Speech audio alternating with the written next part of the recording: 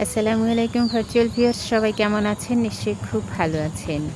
আজকে ২৯ মার্চ ২০২৬ সকালবেলা ৭টা বাজিবাজি করছে।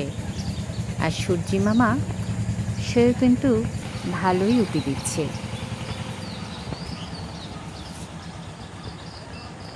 সূর্যটা কেমন অতটা আলো পাওয়া যাচ্ছে না, মানে ফ্যাকাশে কিছুটা মেঘাচ্ছন্ন বলে।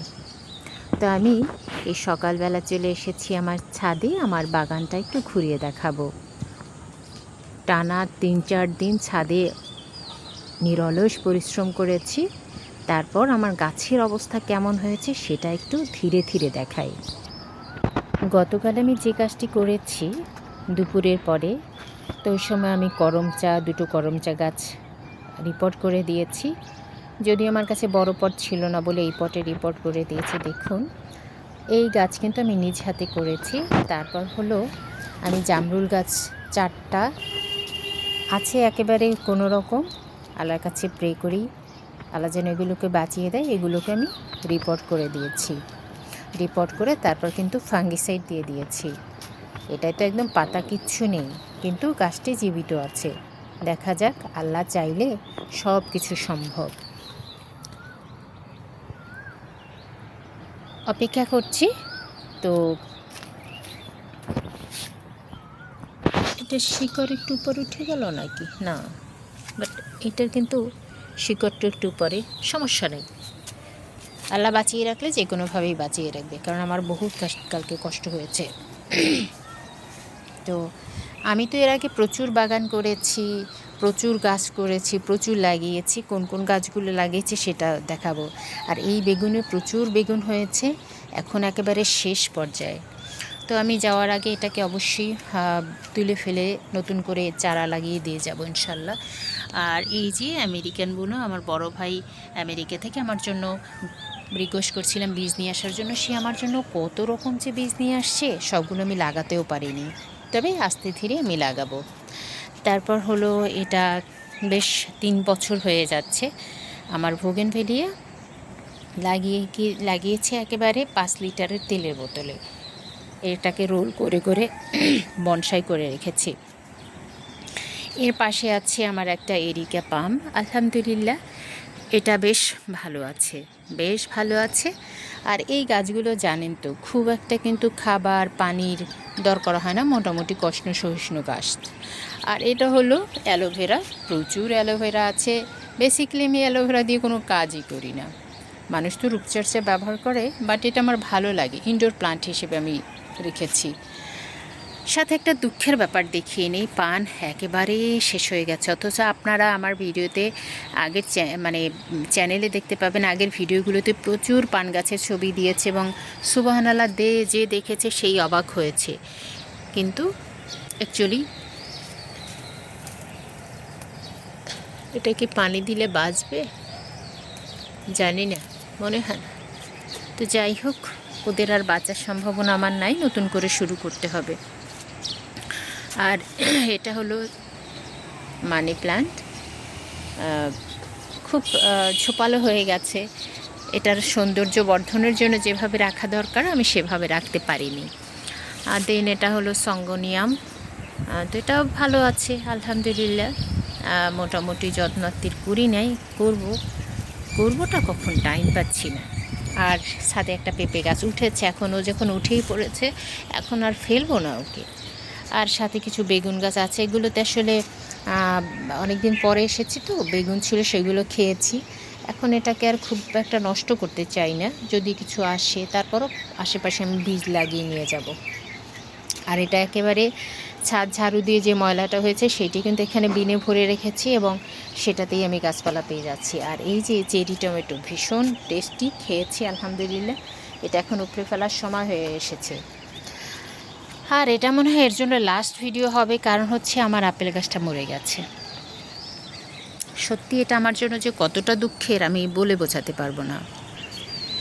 এবং মজার ব্যাপার হলো এই আপেল গাছে কিন্তু আপেলও চলে এসেছিল, কিন্তু পরিচর্যা নেই। আর আপেল গাছ তো আসলে খুব শৌখিন, আর আমাদের দেশের ওয়েদার বলেন, মাটির যে অবস্থা, মাটির কোনো দোষ নেই, মাটিতে হতো, কিন্তু সব কিছুর কিন্তু একটা পরিচর্যা দরকার। আর ওয়েদারটা কিন্তু আমাদের সেই অ্যাপেলের জন্য আসলে পারফেক্ট না, তারপরেও যত্ন করলে কিন্তু হয়। তো যাই হোক, এটা তো চলেই গেল, বাট এখানে একটু ভালো লাগার দৃশ্য আছে, যদিও গাছটা কাটা উচিত হয়নি। তো যাই হোক, আর আলু বোখারা গাছ, এটা আলু বোখারা ভালো এসেছিল, কিন্তু পানির অভাবে না ফলগুলো ঝরে গেছে। তো সেটাই বলি যে সব কিছুর জন্য যত্ন দরকার, আর আলু বোখারা কিন্তু প্রচুর হয় আর যত্ন করলে, আর যত্নের অভাবে তো আমার মতো অবস্থা হবে, বাট হচ্ছে। 2 বছর ধরে ফলন পাচ্ছি আলহামদুলিল্লাহ। আর এই যে এখানে এই আম গাছগুলো আমি গত বছর আম খেয়ে তারপর এখানে করেছি, এটাতে কলম করব, সেই জন্য আর একটু ম্যাচিউর হলে তারপর করব ইনশাল্লাহ। আর এই ড্রাগন গাছগুলো আমি কেটে চারা করেছি এবং সেই চারা বেশ ধরে গেছে। গতকালকে আমি এটাকে পটিং করে দিয়েছি। চারাগুলো সব একসাথে করেছিলাম, বাট গতকালকে এরভাবে আমি তেলের বোতলে, রঙের বোতলে পটিং করেছি। আর সাথে এই হচ্ছে আমার আমলকি। আমলকিতে ফুল আছে প্রচুর, কিন্তু কোনো রকম কোনো ফল হয় না। আমি জানি না এটা কেন হয় না। আপনাদের যদি কোনো পরামর্শ থাকে আমাকে কিন্তু দিলে আমি উপকৃত হতাম। আর এপাশে আরও কিছু অ্যালোভেরা, আরও কিছু ড্রাগন আছে। আর এটা হলো আমার সেই খুব যত্নের ছোট্ট একটা চারা গাছ কিনেছি জবার, সেইটা গাছ অনেক বড় হয়ে গেছে, সেটার কাটিং থেকে বেশ কয়েকটা গাছ করেছি, সেটাও আস্তে ধীরে দেখাই। আর এগুলো সব আমার নিজ হাতের করা হলো মালবেরি। তো মালবেরির যেটা প্রবলেম, এটাকে কিন্তু এত বড় এখন আর রাখবো না, ফল চলে আসবে এখন। আমি এটাকে এইভাবে ছেটে দেব। ছেটে দিলে কী হবে, ছাদের গাছ তো বেশি বড় বড় রাখা যাবে না। তো বড় রাখা যদি না যায়, সেক্ষেত্রে কী করণীয়, ছেটে রাখতে হবে। এবং মালবেরির ব্যাপারটা হচ্ছে যখনই সে নতুন ব্রাঞ্চ বের করবে, তাতেই কিন্তু ফল চলে আসবে এবং ফলগুলো তখন কিন্তু বড় হবে। আর এই পটগুলো এখন মাটি ভরাট করে রেখেছি, এটাতে দেখি কি করা যায়, কোনো একটা বীজ করব। আর এই হলো আমার মিজাইল জামরুল। এই সময়টাতে কিন্তু গাছে প্রচুর ফুল আসার কথা। গত বছর আমি এত ফল খেয়েছি এবং এত টেস্টি, সুবহানাল্লাহ। আমার আসলে কি বলবো, কিন্তু এবছর আমার যত্নে নিতে আমি পারি নাই ব্যস্ততার কারণে। বেসিক্যালি আমি ছাদ বাগানেই উঠিনি, তো যার জন্য আমার গাছগুলোর এই অবস্থা হয়ে গেল।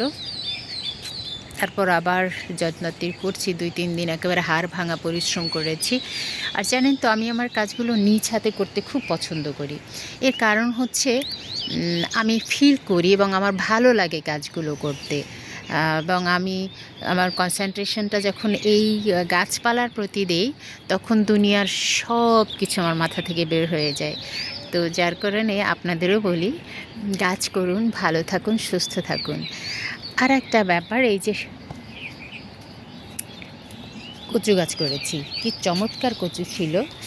তো এখন খাবারের অভাব, তারপর হলো পরিচর্যার অভাবে খুব খারাপ হয়ে গিয়েছিল, বাট এই যে 2-3 দিনে সে আবার তার সৌন্দর্য বৃদ্ধি করছে। এইটাকে বলে মান কচু, এটাকে বলে দুধ কচু। অরিজিনাল নাম কী হবে আমি জানি না। তারপর এটা ছিল লতি কচু, ওরা দেখে মরে গেছে। তো দেখা যাক, হলে হবে, না হলে না, নয়তো পচে এটাই সার হয়ে যাবে। তো যদি আমি দেখাই, আমার এই পাশের সাইডটা আমি কিন্তু এভাবে করেছি।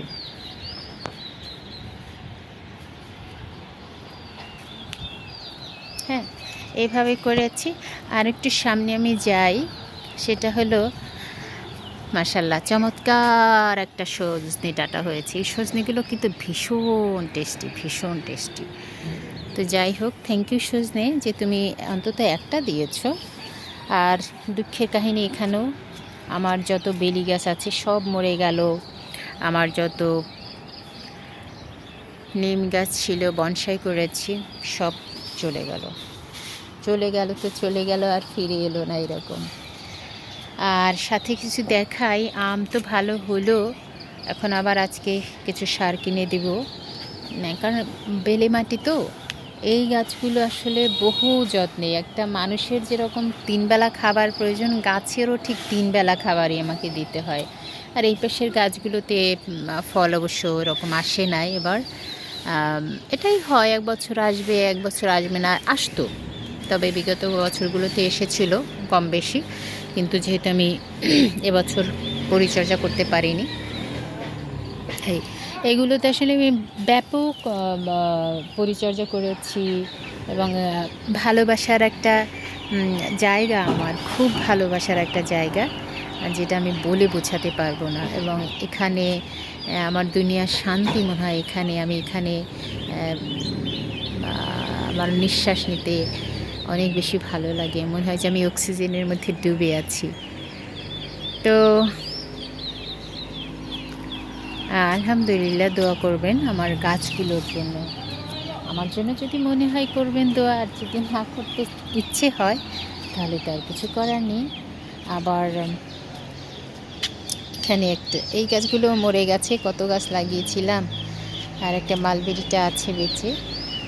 আমি কিন্তু কলা গাছও লাগিয়েছি, ওই যে কলাও হয়েছে। আমি এই গাছ থেকে 2 বছর আগে লাগিয়েছি, গত বছর এক ছড়া খেয়েছি, আবার সেই গাছ একটা রেখেছি, সেই গাছ থেকে এবার কলা নামলো, আবার পাশে আর একটা গাছ হয়েছে, সেটা থেকে ইনশাল্লাহ আগামী বছর খাবো।